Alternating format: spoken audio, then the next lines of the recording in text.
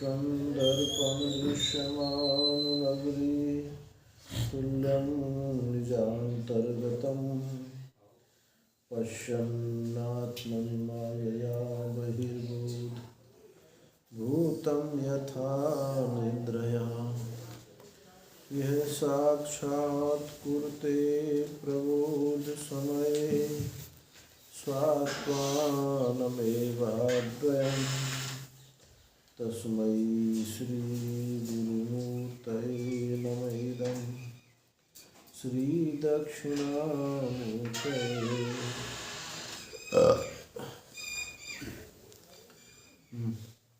श्रीकृष्णार्जुन संकथा मृतनिधे धीरं गभीरं तलं तत्त्वान्वेषं तत्परैरधिगतं कैकैलसधीवरैः किन्तु प्रत्नविचाररत्ननिकरान् आनीयताने प्रभु श्रीपूर्णानन्दमृते न कश्चिदिति तब सर्वात्मना संश्रये अखण्डानन्दसम्बोध पूर्तये ब्रह्ममूर्तये सुधास्मितसमाश्लिष्ट नेत्रान्तरस्फूर्तये नमः।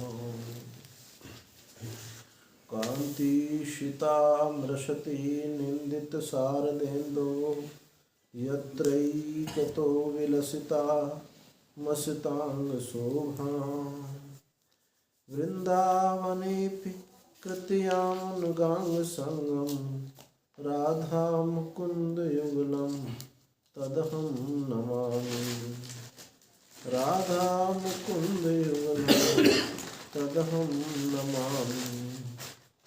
पार्थाय प्रतिबोधितां भगवता नारायणेन स्वयं व्यासेन ग्रथितां पुराणमुनिना मध्ये महाभारतम् अद्वैतामृतवर्षिणीं भगवतीम् अष्टादशाध्यायिनीम् अम्ब त्वामनुसन्दधामि भगवद्गीते भवद्वेषिणी। नमोऽस्तुते व्यासविशालबुद्धे फुल्लारविन्दायतपत्रनेत्र येन त्वया भारततैलपूर्णः प्रज्वालितो ज्ञानमयप्रदीपः मूकं करोति वाचालं पङ्गुं लङ्घयते गिरिं यत्कृपातमहं वन्दे परमानन्दमाधवम् परमानन्दमाधवम्। 16वें श्लोक से पाठ करेंगे।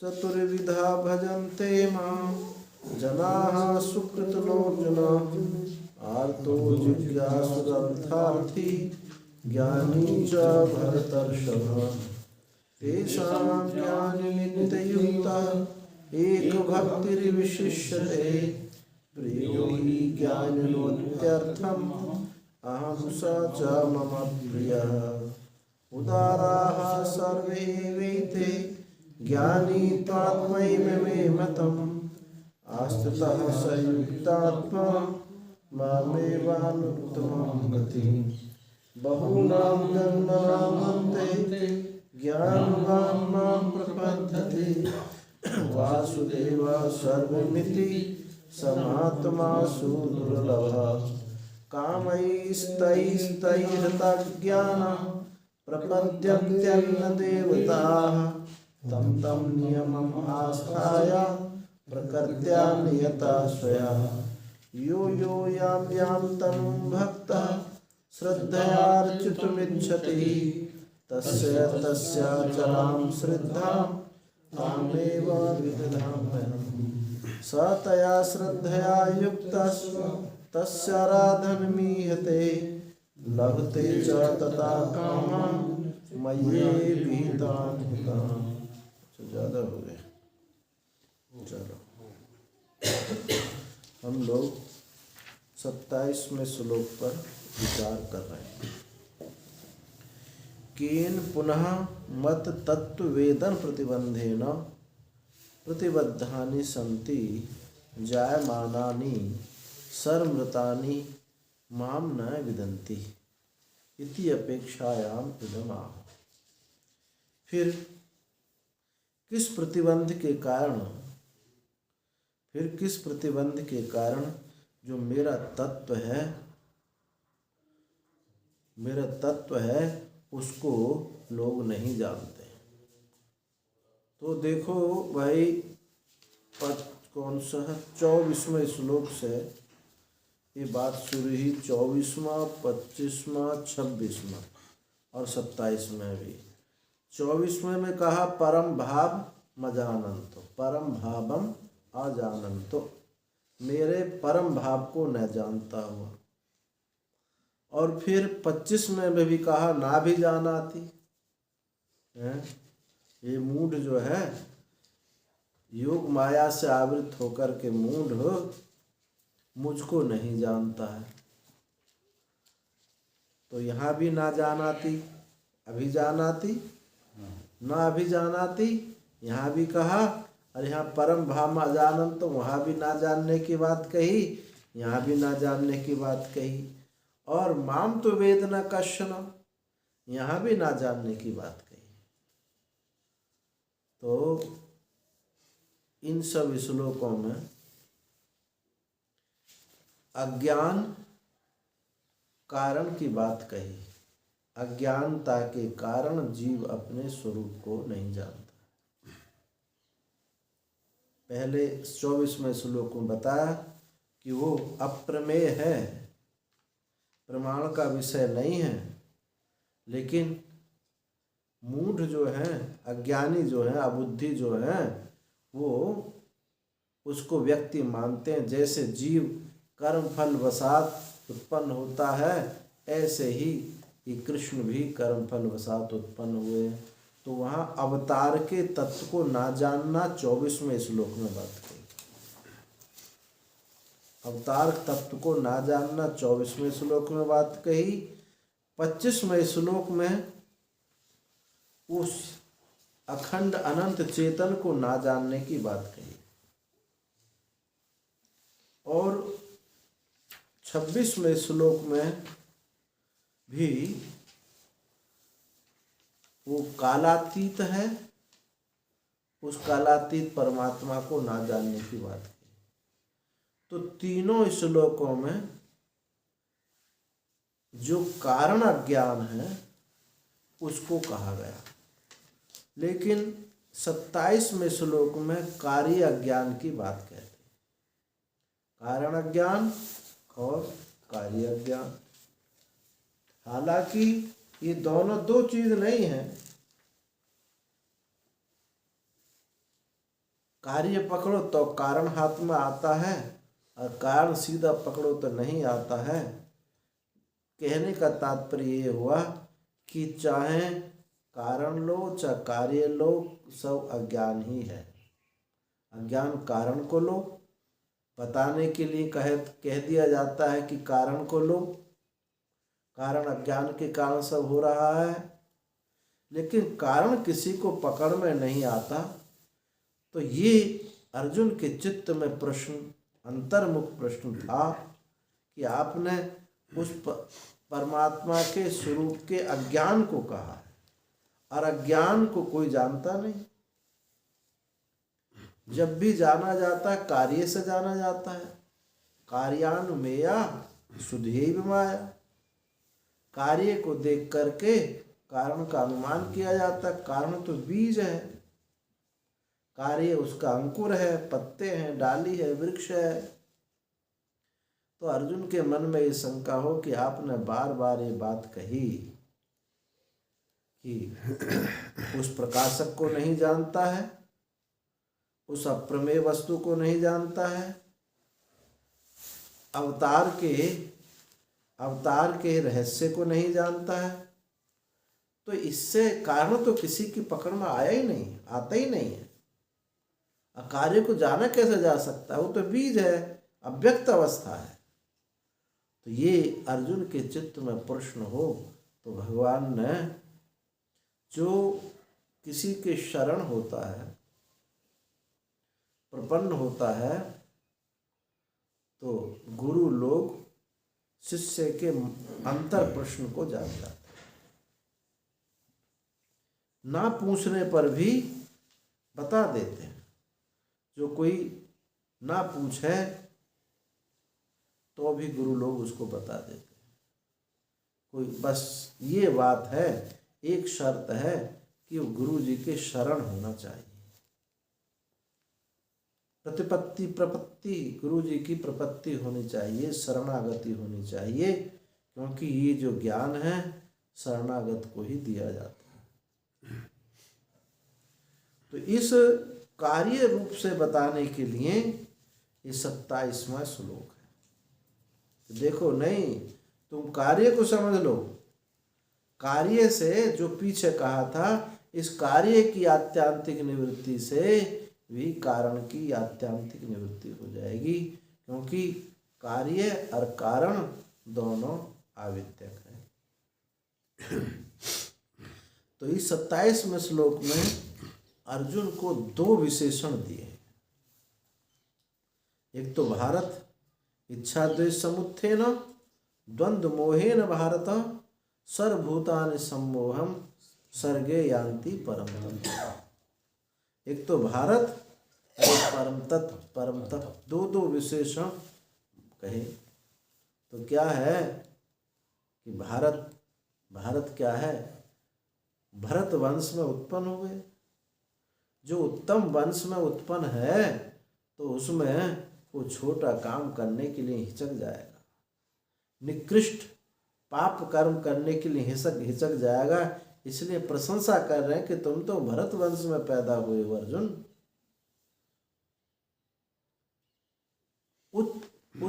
उत्कृष्ट वंश को ये भय रहता है कि हमारे चित्त में, हमारे वंश में कोई दाग ना लग जाए, इसलिए तुम निकृष्ट कर्म तो कर ही नहीं सकते अर्जुन। जो निकृष्ट कर्म नहीं करते, पाप कर्म नहीं करते, उनसे उनके जीवन में जिज्ञासा अवश्य होती है, अर्थात अंतःकरण शुद्ध उनका होगा। तो तुम शुद्धांतःकरण हो अर्जुन। और परम तप का मतलब तुम तपस्वी हो, परम तप हो, यानी इंद्रियों पर विजय प्राप्त करने वाले। जो इंद्रियों पर विजय प्राप्त करने वाला है, और ये देखा गया है उत्तम कुल में पैदा हुए कि जीवन में दोष अत्यंत निम्न होते हैं। तो दोनों विशेषणों से विशेषित किया अर्जुन को, तुम इंद्रियों को तपाने वाले हो। और दूसरा एक अर्थ और है भारत, भा माने प्रकाश स्वरूप, तुम इस प्रकाश स्वरूप प्रकाशता में रत हो। प्रकाश तुम्हारा स्वभाव है, प्रकाश में रहना तुम्हारा स्वभाव है, यानी अज्ञान को छोड़ना तुम्हारा स्वभाव है। ऐसे तुम भारत हो, इंद्रियों को तपाने वाले भारत हो। तो देखो, इच्छा द्वेष से उत्पन्न द्वंद्व के द्वारा सब भूत मोहित हो रहे हैं और सर्गे यान्ति परम तप, स्वर्ग को प्राप्त होते हैं। सृजनम सर्ग, जो बनाना है, जो बनाते हैं, सृजन करते हैं, उसी से सर्ग होता है। देखो, किसी पितामह ने मकान बनाया तो हमको इतनी चीज याद नहीं रहती कि भाई हमारे सामने बना हो, लेकिन कर्तृत्व पितामह का है। ये याद नहीं रहती इतनी चीज कि इसमें इतनी ईंटा लगा, इतना पत्थर लगा, सीमेंट लगा। और किसी ने बनाया तो भी, कोई बताए तो भी याद नहीं रहता। लेकिन जब खुद करता है तो महाराज पूरा पूरा याद रहता उसको कि इतना सीमेंट, इतना पत्थर, इतना कर्तृत्व प्रबल होता है कि मैंने किया है। जो स्वयं बनाता है, स्वयं सृजन करता है, उसी को ये सब याद रहता है। तो हमने सृजन किया है, हम इसके कर्ता है, हम इसके भोक्ता है, ये हमने किया, ये हमने बनाया है। ये सृष्टि तो यही सर्ग होता है। सर्ग माने आप सृष्टि का निर्माण आप करते हैं। ये मैंने कर्म किया, कर्म से उसका संस्कार बना, संस्कार से वासना बनी, वासना से फिर कर्म। तो ये चक्र है, इसी को सर्ग कहते हैं कि उत्पन्न होता है, कुछ काल रहता है, नष्ट हो जाता है, इसी का नाम है सर्ग। तो मैंने जो किया है, जो किया है उसका संस्कार बन जाता है, प्रबल संस्कार बन जाता है। उस संस्कार से वासना बनती है। वासना छुपी रहती है, उस वासना के बल पर वासना से इच्छा होती है। इच्छा में किसी का कर्तृत्व नहीं है, वो पूर्व संस्कार के बल पर प्रकट हो जाती है।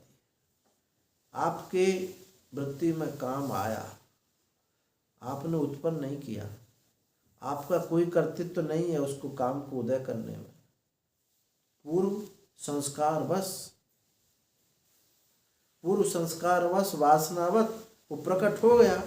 वो बात अलग है कि उस काम को आप वृद्धि करो, उसको क्रियान्वित करो अथवा उसको रोक लो, ये आपकी सामर्थ्य है। लेकिन उत्पन्न हो जाना वो तुम्हारे उत्पन्न करने की सामर्थ्य नहीं है, वो पूर्व वासना से उत्पन्न हो जाता है। उसका रोकना ना करना आपके हाथ बात। तो ऐसे जो संस्कार है उससे वासना हुई, वासना से इच्छा हुई, इच्छा से फिर कर्म करे, इस प्रकार ये चक्र घूमता रहता है। तो यहाँ कहा इच्छा द्वेष समुत्थेन। तो इच्छा का मतलब क्या है यहाँ? राग, क्योंकि आगे द्वेष शब्द का प्रयोग किया। राग द्वेष समुत्थेन द्वंद्व मोह। इस राग द्वेष से उत्पन्न द्वंद्व होता है। द्वंद्व माने द्वौ द्वंद्व है, द्वौ द्वंद्व है यानी दो का जोड़ा। सुख दुख, गर्मी सर्दी, मान अपमान, जय पराजय, ये जो युग्म है, द्वंद्व है, इसी को ये द्वंद्व है। ये द्वंद्व ही मोह हो जाता है। तो देखो ये राग द्वेष क्या है? राग द्वेष जो है विष्णु कर्ण मलोद्भूतौ, विष्णु कर्ण मलोद्भूतौ। भगवान विष्णु के कर्ण से ये उत्पन्न हुआ है। विष्णु कौन है? व्यापक, अनंत। कान किसका प्रतीक है? कान जो है अनंतता का प्रतीक है, क्योंकि इसके देवता दिक् है। कानों के देवता दिक्, और दिक् जो है व्यापक है। तो देव उस अनंत व्यापक परमात्मा में, अनंत व्यापक परमात्मा में जो परिच्छिन्नता आई, उसी से ये राग द्वेष हो। कथा आती है कि दुर्गा सप्तशती में मधुकैटभ की कथा आती है। भगवान विष्णु के कानों से उत्पन्न होकर के ये विष्णु से युद्ध करने लगे और 5000 वर्ष तक युद्ध करते रहे। और ये कर्ण जो है राग मधुकैटभ मरते नहीं। तो कर्ण मधुकैटभ ने कहा कि हम तुम पे बहुत प्रसन्न हैं, हम 2 जने और तुम अकेले, हम 2 जने तुम अकेले से लड़ रहे हैं और तुम जो है हमसे परास्त नहीं हो रहे, हम तुम पे बहुत प्रसन्न हैं, तुम वर मांगो।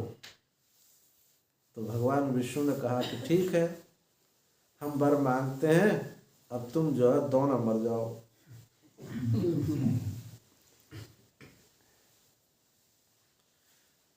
तो विष्णु ने उन्होंने कहा कि हाँ मर तो जाएंगे हम, पर देखो बात ऐसी है, आवाम आवाम जहीन यत्रोर्वी सलिले न परिप्लुता, हम ऐसी जगह मरेंगे, ऐसी जगह मरे जहाँ रस ना हो। अब ये कथा है, इसको अध्यात्म आप लीजिए। ऐसी जगह मरेंगे, आवाम जहीन यत्रोर्वी, हमको ऐसी जगह तुम मारो जहाँ सलिल ना हो, रस ना हो। उन्होंने कहा कि बहुत अच्छी बात, तुमने अपना पता बता दिया कहाँ मरेंगे। तो क्या है, रस कहाँ नहीं होता है, रस कहाँ नहीं होता है, वैराग्य में। वैराग्यवान को संसार के नाम रूप विषयों में रस नहीं होता। तो वैराग्यवान ही इन राग द्वेष को खत्म कर सकता है। ये जो राग द्वेष हैं, ब्राह्मण मुद्यतो, ब्राह्मण यानी अंतःकरण, ब्रह्मा जी क्या है, अंतःकरण। ये अंतःकरण का ही नाश कर देते हैं, यानी बिगाड़ देते हैं। राग द्वेष अंतःकरण को बिगाड़ देते हैं। ये कैसे आते हैं राग द्वेष, विष्णु कर्ण मनोद्भूत, ये सुन करके आते हैं। किसी की प्रशंसा सुनो, बहुत प्रशंसा सुनो, तो उसके प्रति राग हो जाता है। और जब राग आ गया, उसमें कोई आहट लगाए, प्रतिबंध करे, उसको कोई उसका रोड़ा बन जाए, तो उससे क्या हो जाता है, द्वेष हो जाता है। राग से ये द्वेष हो जाता है, और द्वेष से मोह हो जाता है, यानी बस आगे सोचने की समझ खत्म हो जाती है। तो ये जो सृष्टि चल रही है, सर्गे यान्ति परम तप, उस सृष्टि को चलता है, अर्थात सुनता है, राग होता है, उससे द्वेष होता है, उसके अनुसार ही कर्म करता है, उसके अनुसार कर्म करते करते उसका फिर संस्कार बन जाता है, संस्कार से वासना बन जाती है, उससे फिर इच्छा होती है, फिर उससे जो है, उससे राग होता है, फिर उससे द्वेष होता है। ये चक्र घूमता रहता है। इसलिए सबसे बड़ा दोष है ये संग।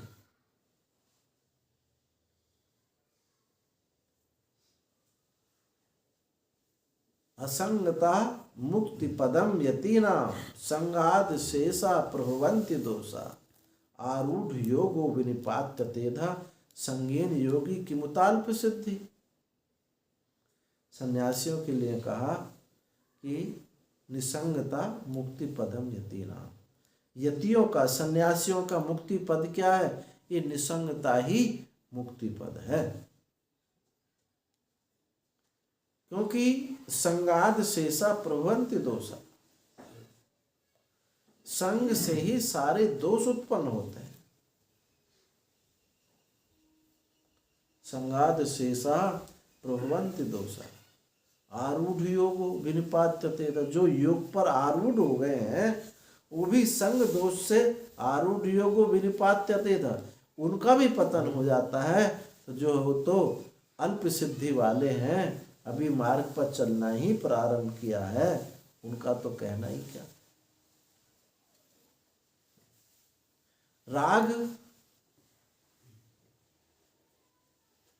राग होने में सबसे पहले बात आती है कि वस्तु सच्ची है। दूसरे अध्याय में कहा, ध्यायतो विषयान पुंसः संगस्ते सुपजायते, संगात संजायते कामः, कामात् क्रोधो विजायते, क्रोधात् भवति सम्मोहः, सम्मोहात् स्मृति विभ्रमा, स्मृति भ्रंशात् बुद्धिनाशो, बुद्धिनाशात् प्रणश्यति। ध्यायतो विषयान पुंसः, पुरुष उस वस्तु का ध्यान करता है। तो पहले देखो, इससे पहले एक चीज और समझनी चाहिए कि वस्तु है, सच्ची है, हम उसका ध्यान करते हैं। और ध्यान करने से ध्यायतो विषयान पुंसः, वस्तु है, अच्छी है, महत्वपूर्ण है, यहाँ तक ये ईश्वर सृष्टि है, ये ईश्वर का बगीचा है, जगत ईश्वर का बगीचा है, ये यहाँ तक ईश्वर सृष्टि है। जब ईश्वर के बगीचा में कुछ चीज तुम अपनी बना लो तो वहां से जीव सृष्टि शुरू हो जाती है। इसलिए पंचभूत ईश्वर सृष्टि है, लेकिन इस पंचभूत से बनी हुई जो चीज है, स्त्री है, पुत्र है, धन है, स्त्री पुत्र संबंधी, ये सब ये जीव सृष्टि है। एक स्त्री है, केवल स्त्री है, ये ईश्वर की सृष्टि है। किसी ने माँ माना, किसी ने बहन माना, किसी ने पुत्री माना, किसी ने पत्नी माना, ये जीव सृष्टि है। तो वस्तु है, अच्छी लगती है, वस्तु है, अच्छी लगती है, यहाँ तक ईश्वर सृष्टि। अब इसमें जो मैं मेरापना होता है, ये कहाँ से शुरू होती है? आसक्ति से, कामना से। हिमालय पहाड़ बहुत सुंदर लगता है, वहां आपने जाकर के कुछ बना दिया, अब उसमें आपका मैं मेरा हो गया। जब तक ये हिमालय है, बहुत सुंदर है, ईश्वर सृष्टि है, और जब उसमें आपने कुछ बना दिया, यदि उसको कोई तोड़ता है तो आपको दुख लगता है, जीव सृष्टि हो। तो यहाँ ध्यायतो विषयान पुंसः संगस्ते सुपजायते, उसमें आसक्ति जो पैदा हो जाती है, भोग्य बुद्धि जो उत्पन्न हो जाती है, वहीं से ईश्वर सृष्टि का आरंभ हो जाता है। और तभी वहाँ ईश्वर सृष्टि का आरंभ मतलब राग के कारण हुआ। राग कहो, आसक्ति कहो। तो पहले वस्तु अच्छी है, सत्य है, अच्छी है, महत्वपूर्ण है और बड़ी रमणीय है, उपयोगी है, ये सब सोपान आते हैं। अच्छी है, रमणीय है, महत्वपूर्ण है और ये है, ऐसी है, तो अब हमको मिलनी चाहिए, क्योंकि जो अच्छी से अच्छी चीज होगी वो हमको मिले। ये क्या है? आसक्ति, ये राग है, हमको मिल जाए। कोई जमीन है तो चुप चुप जाकर के बैनामा करा लेंगे, किसी पड़ोसी को पता चल गई, किसी और को पते तो लिखवा लेगा, इसलिए चुप चुप काम करा लो। तो ये जो मुझे मिल जाए, सारी समस्या यहां से प्रारंभ होती है। भेद जीव सृष्टि से होता है, ईश्वर सृष्टि से भेद नहीं है। ईश्वर सृष्टि सुख रूप है।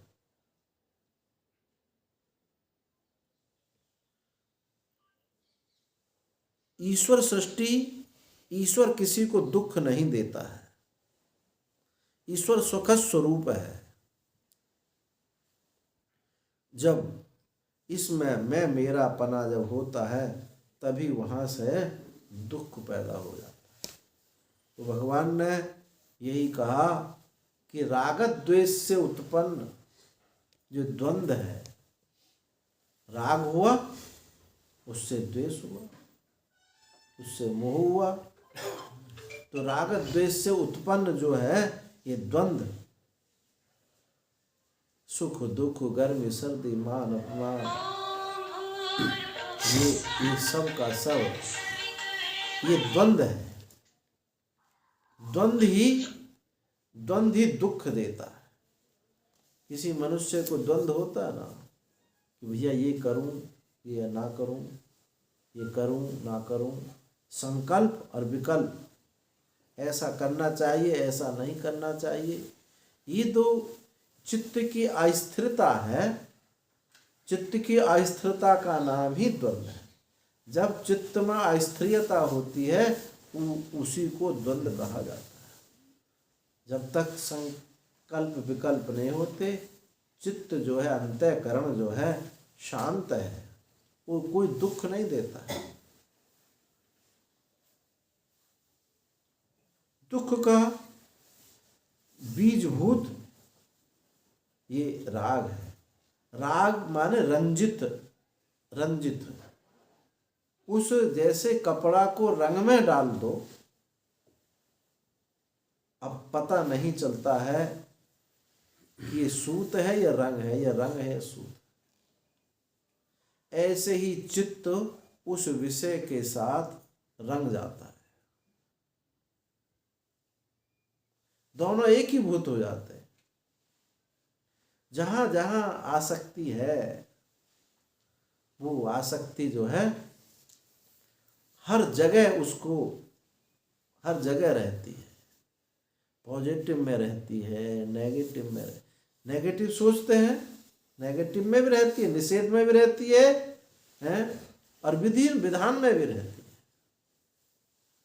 हर वस्तु में रहती है। एक सज्जन थे, उनको अपने नाते में बड़ी आसक्ति। तो कहीं प्रसंग होवे या ना हो, घुमा फिरा करके वहां ले आते और कहते हमारे विकास ने ये कर दिया, हमारे विकास ने ये किया। कोई प्रसंग ना हो तो भी घुमा फिर के वहां बना लेते। तो ये लक्षण क्या है? आसक्ति। एक गांव में एक बारात आई। गांव में बारात आई तो उस समय गरीबी का समय था, लोगों के पास पैसा नहीं होता। एक परिवार में विवाह हो जाए तो दूसरे, और उसी परिवार में तो कोई दूसरा विवाह हो जाए तो जिसमें पहले में विवाह में कपड़े बनते उसी से काम चला लेते थे, दूसरे कपड़े बनाते नहीं थे। अब दूल्हा जो आया उसके कपड़े बने। अब उस समय बढ़िया पट्टा का पजामा चलता था, पट्टा का पजामा।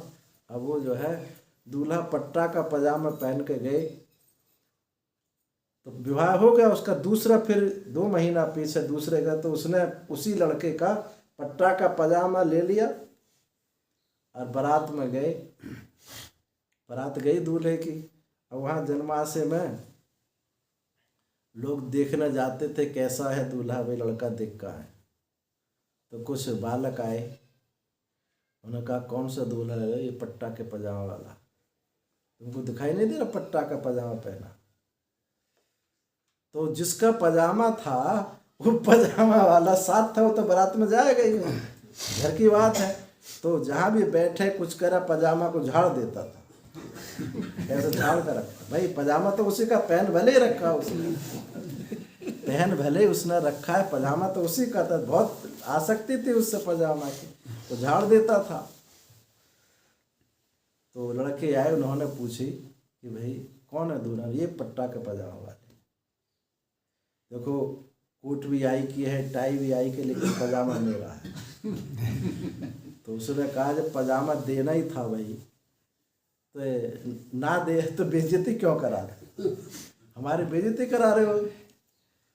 बोले भाई कान पकड़ते हैं, हम बिल्कुल नहीं कहेंगे कि पजामा मेरा है, ठीक, हाँ मत कहना आगे।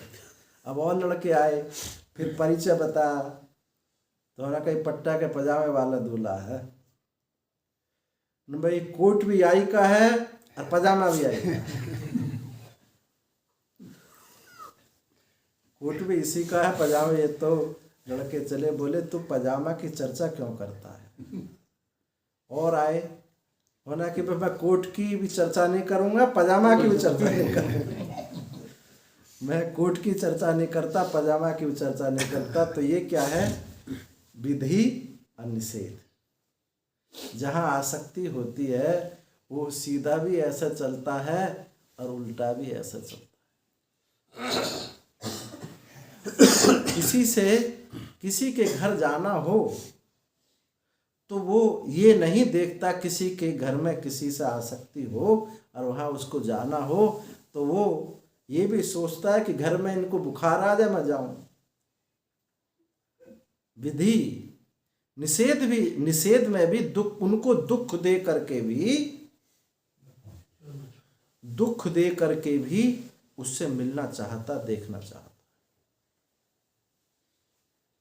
इसलिए जो राग का विषय है उसको सुखी रखने का प्रसंग राग में नहीं है। वास्तव में प्रेम उसको कहते हैं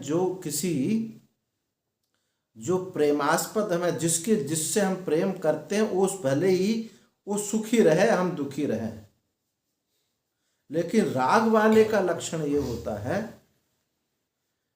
कि चाहे वो दुखी हो, लेकिन मुझसे मिले, मुझसे बात करे।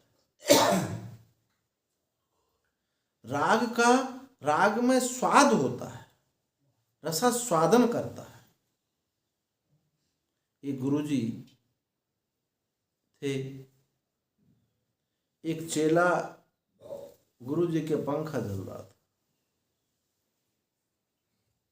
और इतना विभोर था और पंखा उसके हाथ से गिर गया और स्वयं उसमें विभोरता में स्वयं गिर गया।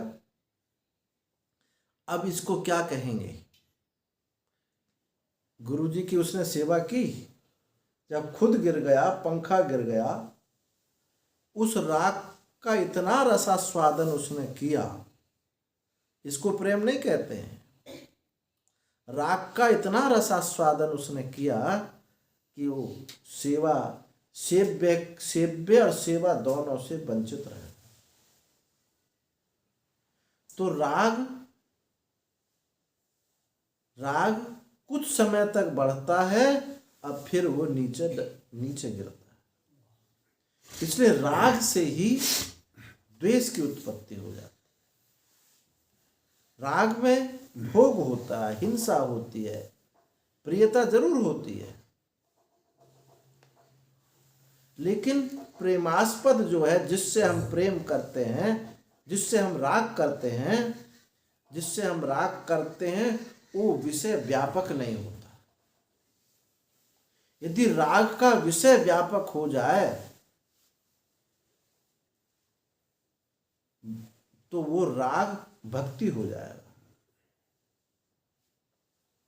इसलिए कहा आचार्यों ने, महात्म ज्ञान पूर्वक स्नेहाख्य अंतःकरण वृत्ति विशेषा। महत्व ज्ञान पूर्वक, महत्ता पूर्वक एक ऐसी स्निग्ध तरल वृत्ति उदित हो, उसी को भक्ति कहा जाता है। भक्ति सब करते हैं, सबको राग है, पुत्र की, पिता की, पत्नी की, धन की, सब भक्ति कर रहे हैं। सब उनके प्रति बड़ा आनंद आता है। पिता को पुत्र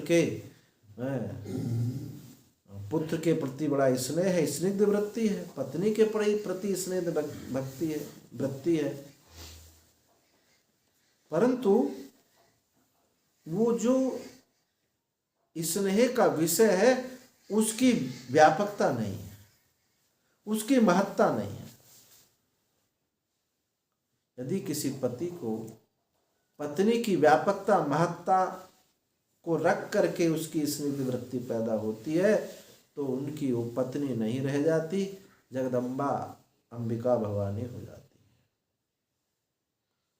इसलिए महात्म ज्ञान पूर्वक स्नेह आख्यान तय कर देती। महत्ता का सच्चित आनंद घन, यही महत्ता है। सच्चित आनंद घनता को लेकर के जो स्निग्ध वृत्ति होती है वही भक्ति होती है। हम राम कृष्ण की भक्ति इसलिए होती है कि हम जानते हैं कि राम सच्चिदानंद दिनेशा जहाँ तहाँ नहीं निशा लवलेशा। ये सच्चिदानंद घन है, ये महत्ता स्थापित रहती है। इसलिए उस आकार विशेष में भी भक्ति होती है। वो जो आकार विशेष है, कर्म बसात नहीं है, वो सच्चिदानंद घन है। चिदानंद में देह तुम्हारी, चिदानंद में देह है, उनका जो कर्म बसात देह उत्पन्न नहीं हुई जैसे जीवों की हुई है, वो चिदानंद सच्चिदानंद घन। तो वहाँ महत्ता है चित्त में, इसलिए भक्ति होती है। तो ये राग में जो है महत्ता नहीं होती, केवल भोग स्निग्ध वृत्ति ही वृत्ति होती है, स्निग्धता होती है। स्नेह बोलते हैं चिकने पने को, तरल को, तेल को बोलते ना स्नेह, संस्कृत में स्नेह माने। तो स्निग्धता तो होती है, महत्ता ना होने के कारण वो राग है और वो विषय छोटा है तो उससे कोई बड़ा मिल जाता है, उसके कोई बराबर मिल जाता है। जिस दिन उससे बड़ा विषय उसकी दृष्टि में मिलता है तो उससे उस दिन वो छूट जाता है। उसके बड़ा मिलने पर वृत्ति ने ये स्वीकार कर लिया कि ये अपेक्षाकृत ये अच्छा है, सुंदर है, महत्वपूर्ण है, उपयोगी है, तो बस हमको मिल जाना चाहिए, पहला वाला छूट जाता। तो भगवान ने यही बात कही कि इच्छा द्वेष समुत्थेन, इच्छा द्वेष से, इस इच्छा द्वेष से कि उत्पन्न इच्छा द्वेष ने खड़ा कर दिया। इच्छा द्वेष में राग द्वेष, इस राग द्वेष ने द्वंद्व खड़ा कर दिया है। पाप पुण्य, सुख दुख, लोभ, सुख दुख, मान सम्मान आदि ये द्वंद्व खड़ा कर दिए। यही द्वंद्व जो है, द्वंद्व मोह है ना, द्वंद्व निमित्त मोह, द्वंद्व मोह, इस द्वंद्व के निमित्त ये मोह हो गया कि मोह अब क्या हो गया, ये हमारे पास अब बने रहे, ये हमारे बने बने रहे।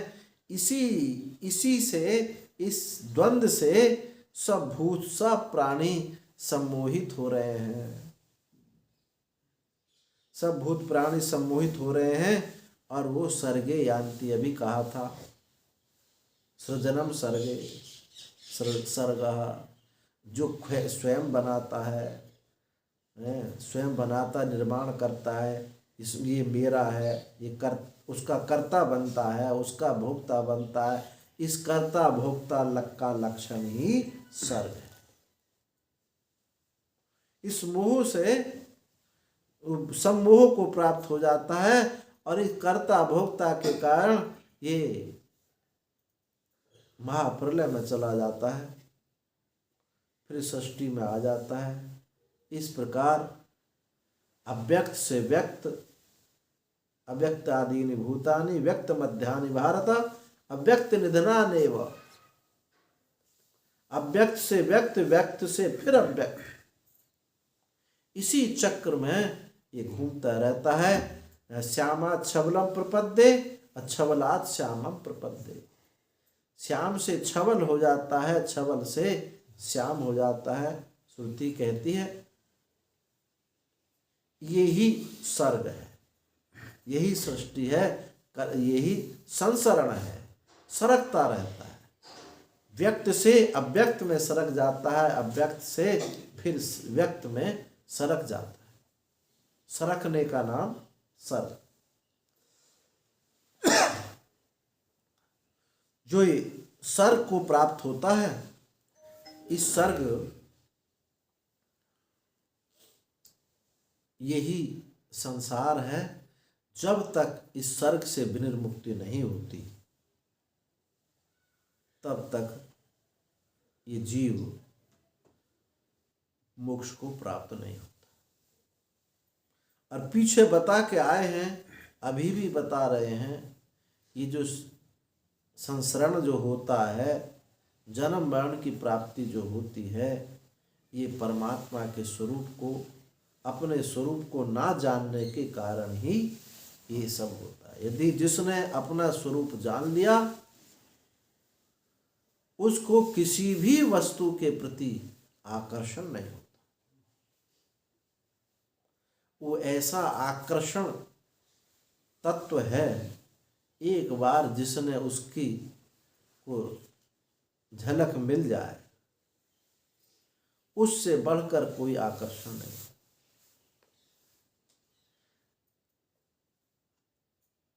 सब आकर्षण वहाँ समाप्त हो जाते, क्योंकि सारे आकर्षणों में जो शक्ति प्राप्त हो रही है, जिन विषयों में जो आकर्षित लगते हैं कि ये बहुत हमको खींच रहे हैं, अच्छे हैं, ये आकर्षण भी वही उसी का है। वही तत्व इन आकर्षित विषय वस्तु में है, उसी के आकर्षण। इसी भूल के कारण उस जो सब जिससे आकर्षित होते हैं, जो आकर्षण के विषय वस्तु बनते हैं, वो उसी तत्व से हैं। इस बात को, उस तत्व को नहीं जानता है कि आकर्षण वहाँ है। मेरा ही, मैं ही आकर्षण, मुझसे ही सब कुछ आकर्षित हो रहे हैं। यदि मैं ना देखूं तो वस्तु दिखेगी क्या? जब हम देखते हैं तभी ये जगत है, नहीं तो ये जगत तीनों कालों में नहीं है। तीनों कालों में, क्योंकि तीन जो काल हैं वो आपसे ही सत्ता को प्राप्त होते हैं, आपका ही स्वरूप है। वहाँ एक अखंड काल में, एक महाकाल में, एक अकाल में, अखंड काल, महाकाल, अकाल और सत श्री अकाल।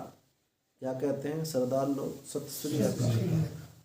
ये वही अकाल तत्व सत है, अकाल, सत श्री अकाल। वो अकाल में जब क्रम का ज्ञान होता है तो उसी को हम काल कहते हैं। काल की परिभाषा आई समझ में कि अखंडता में जब क्रम का भेद, क्रम होता है तो अखंड क्रम से बढ़ता है, तो वही काल कहा जाता है। जैसे इसके बाद ये, इसके बाद ये, अब, जब, तब, कब, ये एक काल में खंड करते चले गए। जागृत, स्वप्न, सुषुप्ति।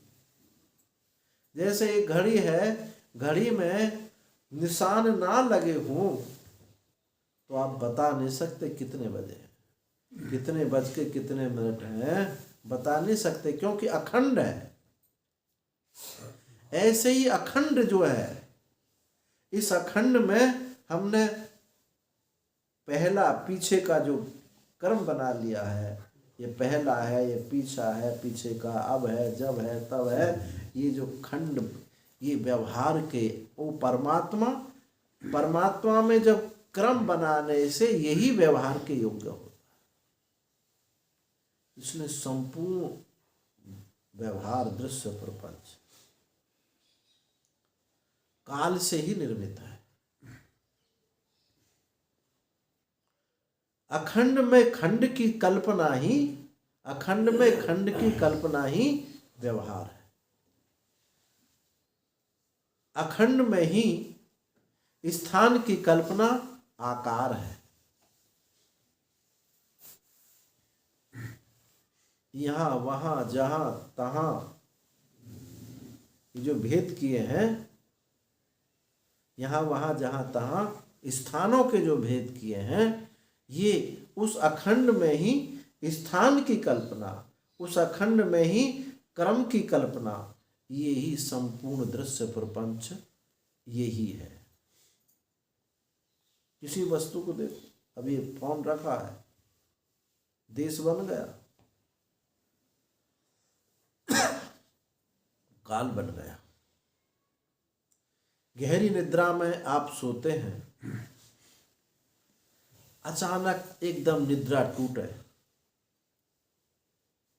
तो प्रथम क्षण हम कह रहे हैं समझाने के लिए, क्षण नहीं होता, प्रथम क्षण केवल आपकी सत्ता अस्तित्व होता है।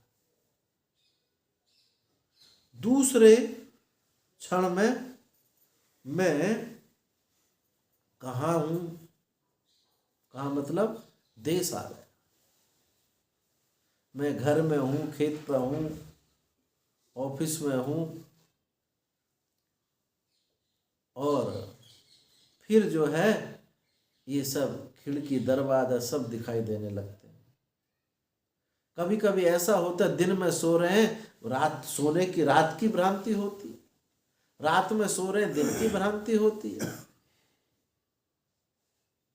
तो काल एक भ्रांति है, कल्पना है, देश एक कल्पना है, एक भ्रांति है।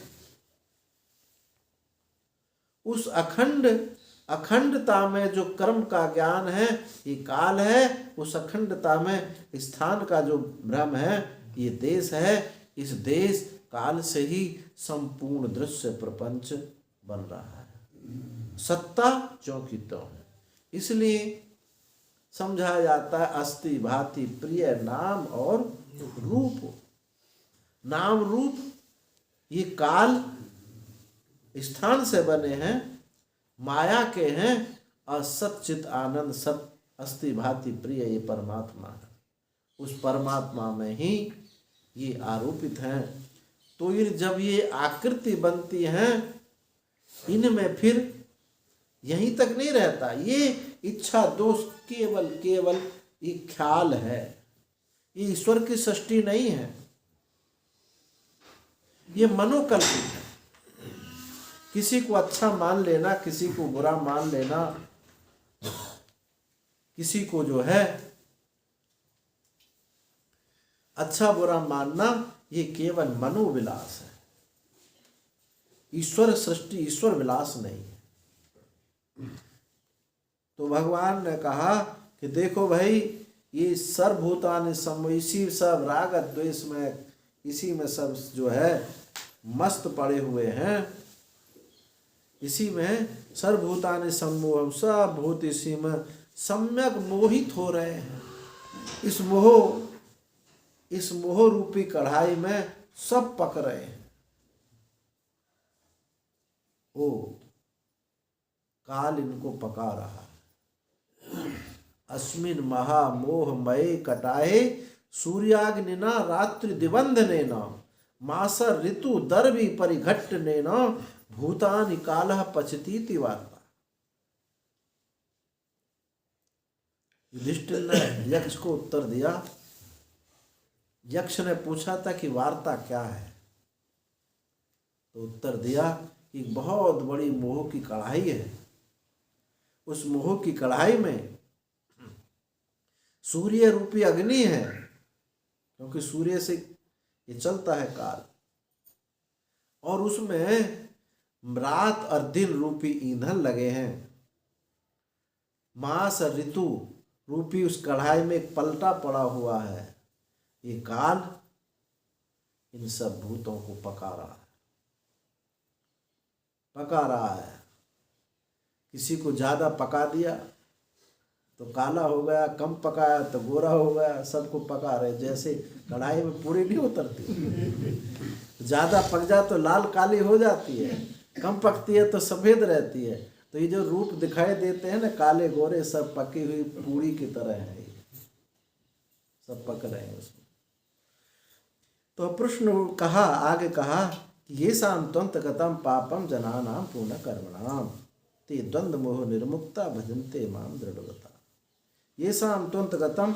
अब प्रश्न होता है कि पुनः अनेन द्वंद्व मोहेन निर्मुक्ता समतः त्वाम विदित्वा यथा शास्त्र आत्मभावेन भजन्ता इति अपेक्षितम अर्थम दर्शितुम उच्यते।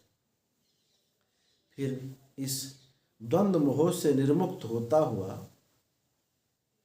उस परमात्मा को यथा शास्त्र आत्मभाव रूप से उसको जान करके फिर वो भजन करता है, दृढ़ बता। तो भजन करता है, तो कैसे भजन करता है इस बात को बताने के लिए कहते हैं कि ये शाम त्वंतगतम पापम, जिनके तू अंतगतम पापम जनानाम पुण्य कर्मणाम, जो पुण्य कर्म करने वाले जन हैं जिनके पाप नष्ट हो गए। तो पुण्य और पाप, पुण्य कर्म क्या है? निष्काम कर्म का नाम पुण्य कर्म, असकाम कर्म का नाम पाप कर्म। यहां परिभाषा ऐसे लेनी चाहिए। शास्त्र विहित निष्काम करने का नाम पुण्य कर्म है, क्योंकि उसी से अंतःकरण की शुद्धि होती है। शास्त्र विहित सकाम कर्म का नाम पुण्य कर्म नहीं है।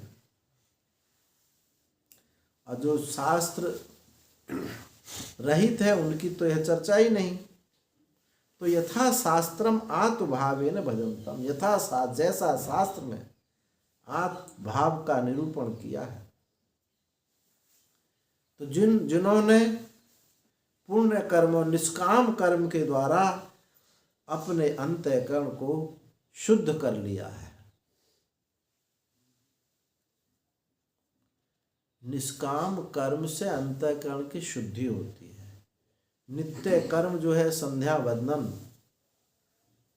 वंदन आदि नित्य कर्म है, ये इनका कोई फल नहीं है, यानी कोई लोक विशेष आदि का फल नहीं है। नित्य कर्म बस करने ही चाहिए, इसका कोई स्वर्ग प्राप्ति फल नहीं है। संध्या वंदन जो है, गायत्री संध्या वंदन जो वैदिक संध्या वंदन है, ये इसका शास्त्र ने बताया कि नित्य कर्म का कोई फल नहीं होता। अगर इसको नहीं करो तो प्रत्यवाय दोष लगता है। प्रत्यवाय माने प्रति अव आया, प्रति अव, प्रति जमा अव जमा आया, उल्टे नीचे को आया गति, उल्टे नीचे को गति हो जानी। यदि हम नित्य कर्मों को ना करेंगे, हमारे जीवन में नित्य कर्म नहीं है, तो हमारी गति नीचे को होएगी, क्योंकि मन और जल का स्वभाव होता है कि हमेशा नीचे को ही बहते हैं। इसलिए लगा के रखा जाए। तो जब हम नित्य कर्म करते हैं, सकाम कर्म नहीं करते हैं, तो अंतःकरण शुद्ध होता है। जो दान पुण्य है, हम स्वर्ग आदि की प्राप्ति के उद्देश्य से दान करते हैं, तो देखो उसको यहाँ पुण्य कर्म नहीं कहा जा रहा है। उससे स्वर्ग की प्राप्ति होगी, आपको भोग ऐश्वर्य की प्राप्ति होगी। और उसी में आपने कोई पाप कर्म किया तो उसका फल अलग मिलेगा। प्लस माइनस नहीं होता कि हमने ज़्यादा पुण्य कर्म किए हैं तो जो पाप कर्म किए हैं वो जो है प्लस ज़्यादा हो गए तो कट जाएंगे ना, ऐसा नहीं। पुण्य कर्मों का फल अलग मिलेगा, पाप कर्मों का फल अलग मिलेगा। पाप, हाँ ये बात जरूर है कि पुण्य कर्म के ज़्यादा जिसने किए होंगे तो उसका चित्त जो है प्रसन्नता में रहेगा, और उस पाप कर्म का फल भी उस प्रसन्नता में उनको प्रसन्नता के होने के वजह से उसको इतने वो दुखदायी नहीं लगेंगे। पर ऐसा नहीं है कि पाप कर्म का फल ना मिले। राजा नृग ने कितनी गौएं दान में दी थी, एक गौ दोबारा से ब्राह्मण दूसरे ब्राह्मण को दे दी गई तो उसकी वजह से उनको गिरगिट होना पड़ा। अगर प्लस माइनस होते तो इतनी गौएं दान देने के पुण्य से एक गाय का पाप नहीं कट जाता, नहीं कटा। तो ये जो स्वर्ग की प्राप्ति है उसको भी पुण्य कहा जाता है, परंतु यहाँ तो मोक्ष की बात है, मोक्ष का प्रसंग है, इसलिए मोक्ष के प्रसंग में वो स्वर्ग की प्राप्ति कराने वाला जो पुण्य कर्म है उसको यहाँ पुण्य कर्म नहीं कह रहे हैं, यहाँ तो निष्काम कर्म है। शास्त्र ने जो विधान किया है फल की आशा से रहित होकर के जो कर्म किया वो कर्म जो है निष्काम है। इसलिए कामना रहित जो भी कर्म करते हैं, चाहे हम रोजमर्रा के कर्म कर रहे हैं, चाहे शास्त्रीय कर्म कर रहे हैं, चाहे ध्यान जप आदि कर्म कर रहे हैं, सब कर्म जो है ये निष्काम है। तो जो निष्काम कर्म करने वाले जन हैं उनका पाप कर्म यानी क्या हो गया है, उनकी कामना नष्ट हो जाती, वैराग्यवान हो जाते हैं। और जब वो वैराग्यवान हो गए, अंतःकरण शुद्धि हुई, तो उनको ये जिज्ञासा होती है कि वो तत्व क्या है। यज्ञेन दानेन तपसा अनासकेन ब्राह्मणों विविदिशन्ति। श्रुति कहती है यज्ञ के द्वारा, दान के द्वारा, तप के द्वारा उस परमात्मा को जानने की इच्छा हुई। उस इच्छा के दे वो जिज्ञासा होगी, ब्रह्म जिज्ञासा, यथा तो ब्रह्म जिज्ञासा, ये जिज्ञासा हुई, तब वो जिज्ञासा होने पर वैराग्य हुआ, जिज्ञासा हुई, और जिज्ञासु ही गुरु का वर्ण करता है। बाकी और जो है उपासना के लिए गुरु हैं उनको सद्गुरु नहीं कहा जाता। सद्गुरु तो वही है जो आपके इस अज्ञान मोह को दूर करते हैं। इसलिए वहाँ उस सद्गुरु में जाति वर्ण आदि का भी भेद नहीं रह जाता। कुछ आकृति विशेष का भी भेद नहीं रह जाता है। केवल उपदेश से, श्रद्धा से उपदेश सुन करके उसका अज्ञान ध्वंस हो जाए। हम जो एक धारणा बना के रखे हैं कि ऐसा आदमी हमको उपदेश करे तो हम मुक्त होंगे, ऐसा उपदेश करे तो मुक्त होंगे, ये जिज्ञासा में कहीं न्यूनता है।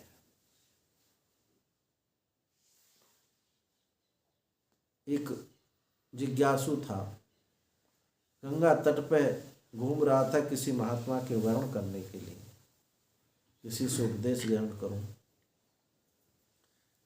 एक वहां देखा कि ऊंट चरा रहे हैं एक सज्जन। उन्होंने पूछा, भैया कोई महात्मा है? हाँ महात्मा बहुत है गंगा तट पर, कहीं भी चले जाओ।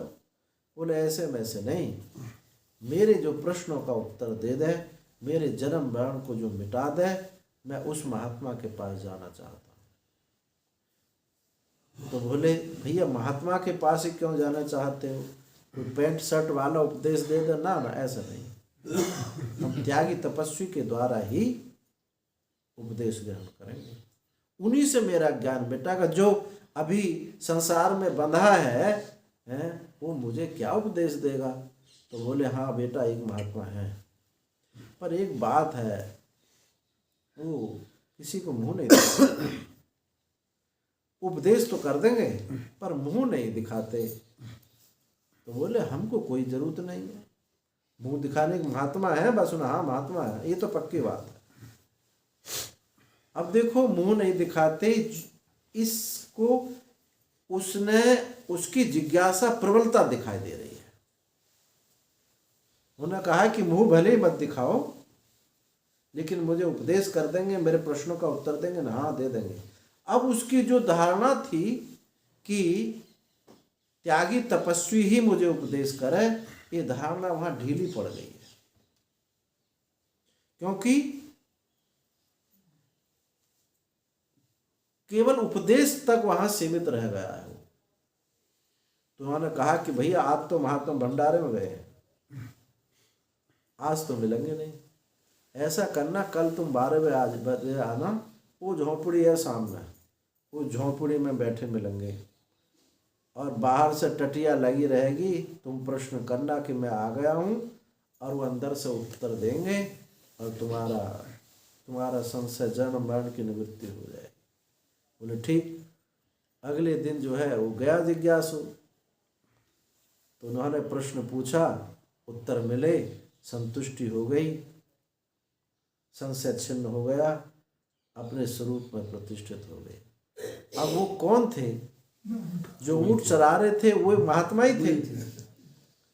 उस समय उसको श्रद्धा ही नहीं हुई, क्योंकि ये ऊंट चरा रहा है, क्या उपदेश करेगा।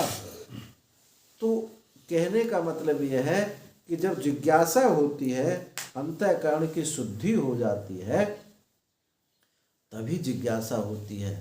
फिर ये बात नहीं रह जाती कि ये शर्त नहीं रह जाती कि ये इस वर्ण का हो, इस आश्रम का हो, ये शर्त नहीं रह जाती।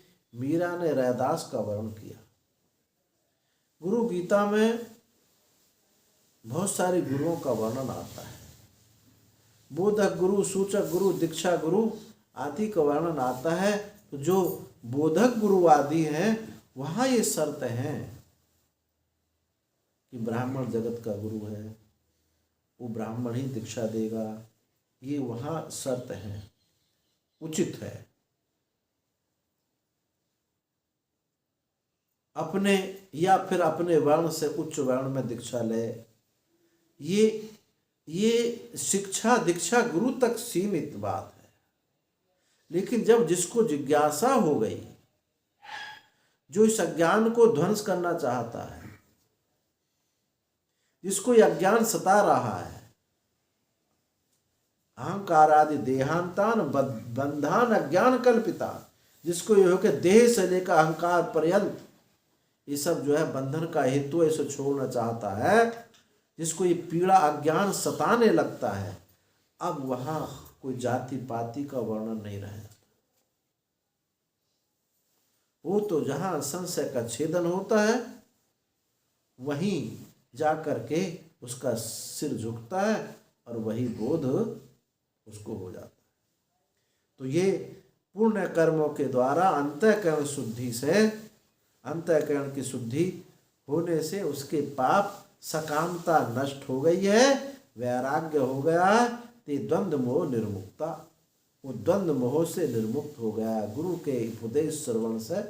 अब यहाँ बीच में कहो कि आपने क्यों जोड़ दिया, इसमें तो कहीं वर्णन है ही नहीं, गुरु का उपसक्ति है, श्रवण है, मनन निधिध्यासन आदि श्लोक में तो कही ना, ये तो ही कहा बस पुण्य कर्मों को, जिनके पाप नष्ट हो गए, जिन पुण्य कर्मों के, वे द्वंद्व से पार मुक्त हो जाते हैं। ये बीच में ये सब बात क्यों जोड़ दी,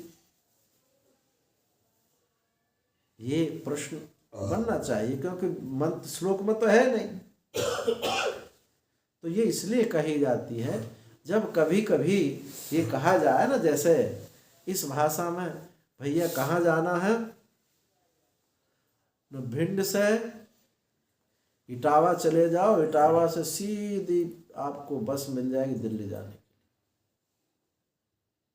अब दिल्ली और इटावा के बीच में कितनी जगह पड़ी, छोटी बड़ी जगह बड़ी, उनका तो कोई उल्लेख किया नहीं। इसी प्रकार इसी भाषा में भगवान कह रहे हैं कि भैया पुण्य कर्म होने से तुम पुण्य कर्म अंतःकरण तुम्हारी शुद्धि हो गई, और जब अंतःकरण शुद्धि हो गई तो तुम्हारा मोह तो निवृत्त होगा ही। तुमको बीच में गुरु शक्ति श्रवण होगा, मनन होगा, और तुम मनन निधिध्यासन के द्वारा ब्रह्माकार वृत्ति का उदय होगा। ब्रह्माकार वृत्ति से अज्ञान का छेदन हो जाएगा और तुम द्वंद्व मोह से विनिर्मुक्त हो जाओगे। भजन्ते माम दृढ़व्रता, फिर तुम वास्तव में भजन करोगे। देखो, एक भजन होता है साधक का, एक भजन होता सिद्ध का। साधक के भजन में देश काल वस्तु निमित्त है। सुबह भजन करो, शाम भजन करो, संध्या काल में करो, रात्रि में करो, ये सब कहा जाता। ये साधक के लिए है।